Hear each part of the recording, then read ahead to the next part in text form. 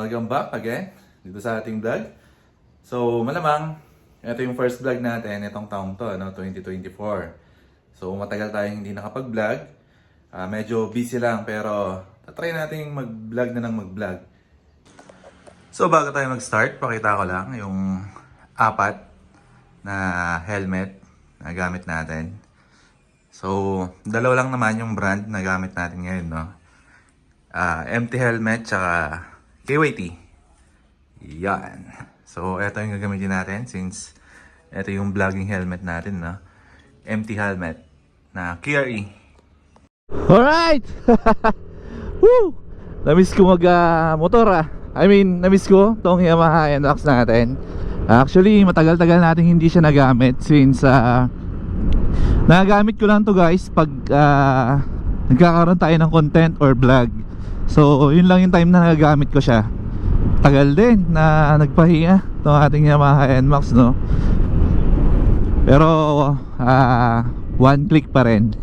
Hindi ko na maalala kung kailan yung huling gamit ko rito. Pero ayun, decide tayo na mag-vlog na ulit tayo. Alright. Dito pala tayo sa bypass road ng Imos tsaka Bacoor. Yan.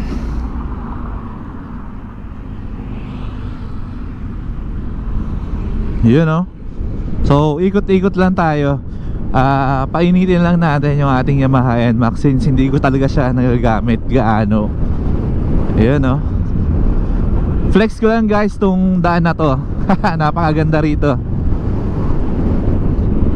Tapos na siyang ginawa. Actually yung amin doon lang yung entrance ng sa barangay namin eh. So malapit lang kami dito sa gate na to, sa daan na to. So yun. Ano ba? Ano ba mga bago? Ayun, nakakamiss mag-vlog. Grabe. Tagal kasi hindi nagagamit tong motor eh, tong NMAX. Sobrang busy kasi guys. For today's vlog, eto madalas na tanungin sa akin ng mga newbie sa Yamaha NMAX. Yan. Ito yung madalas tanungin sa akin, ano daw yung pinagkaiba ng Yamaha NMAX V2 tsaka V2.1 at yung mga bagong model ngayon, which is yung model nga ng 2023 at saka yung ngayon 2024. Yan yung pag-uusapan natin guys, kasi ang dami nagtatanong sa akin nito. Dito tuturo, sabihin ko guys yung pinagkaiba nila ng V2, V2.1 or yung mga bagong version. Yan. Alright. Grabe. Nakakamiss. May aso sa gitna. Whew. Nakakamiss naman tong NMAX na to. Laging para siyang garage queen eh. Hanap lang tayo ng pwesto guys. Doon natin pag-uusapan yung kaibahan nila. Yan. Okay, so dito tayo ngayon pumwesto guys sa All Homes, no? Along Imos tsaka Bacoor bypass road. Ayan. So guys, ipapakita ko lang sa inyo, mabilisan lang, yung pinagkaibahan ng version 2, 2.1 at saka yung mga bagong model ngayon. Ayan. So guys, sa version 2, yung mga naunang version 2, eto ata yung basta yung mga nauna na version 2 na ganito na itsura. Ang kaibahan nun sa 2.1 is yung version 2, hindi pa siya Y-Connect. Yan.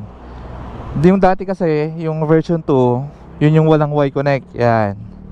Then, ang pinaka-difference lang naman nila guys, yung kulay eh. Malalaman mo yan. Ang version 1, version 2, ang kulay nun dating lumabas is yung mga matte black, matte red, tapos yung matte blue. Yan, papakita ko yan guys dito. Yan yung mga version 2 na nauna. So ang difference niya lang sa version 2.1 is yung Y-Connect lang. Nung nilabas tong si version 2.1, eto na yung Y-Connect at saka yung TCS pa pala. Ayun. So dun sa version 2, wala pang TCS or traction control. So nung nilabas nila yung version 2.1, dito na lumabas yung Y-Connect and yung kanyang traction control. Pero yung fairings, design, lahat yan same pa rin. Walang binago. Kumbaga, walang facelift na nangyari. So, yan pa rin. Then, ito yung 2.1, di ba? Ngayon, last year ata, nung 2023, naglabas sila ulit ng bagong model or kulay lang. Kasi guys, kulay lang yung binabago eh. Kung maalala nyo, lumabas yung ano, dito muna tayo pala. Sa version 2.1, ang kulay nila dito guys, kung hindi ako nagkakamali, sword gray, power gray, at saka yung icon gray. Yung tatlong yan, yung lumabas nung version 2.1. Yan. Then lumabas naman guys, etong yung para siyang green, na matte green, na dark green. So parang ganito rin yung kulay niya, pero para siyang ano green. Ayan. So basically, lahat yan 2.1 or yung year model. Doon na lang tayo mag-base sa year model niya, no? Ang pinagkakaibahan lang nila guys, up to now, up to date ngayon 2024 na Yamaha NMAX, ang nagbago lang sa kanya is yung kulay lang. Kita nyo yung bago ngayon, yung blue, yung candy blue na glossy. Ang ganda nun. So basically, yun lang yung pinagkaiba, no? Version 2, version 2.1. Then yung mga modelo na ngayon, sa face yung bago niya kasi yung sa ano kasi mukha niya same pa rin. Wala namang nangyaring facelift. Yung makina same pa rin. Yan. Siguro tawagin na lang natin by year model. Malalaman mo na kaagad eh. Guys, is ang year model nito, kung di ako nagkakamali, is 2021. Yan yung lumabas tong mayroong TCS at saka yung Y-Connect. So around 2020, doon lumabas yung version 2 na walang Y-Connect and TCS, pero same ang itsura. Kumbaga, ang bago lang sa kanya is yung kanyang kulay. Dito kasi year to 2021 eh. So tatlo yung lumabas dyan. Sword gray, ayun nga, sabi ko nga, sword gray, icon gray, tsaka yung isa. Then nung 2022, yun ata, or 22 or 23, hindi, siguro 2022, naglabas sila ng parang matte green na parang halos ganito ang kulay niya, pero green siya. And then ang sumunod naman doon yung silver. Ayan. Issue kasi nung silver guys, nagbabakbak yung ano niya, yung pagka silver niya. Pagka nabakbak mo, nagiging parang matte.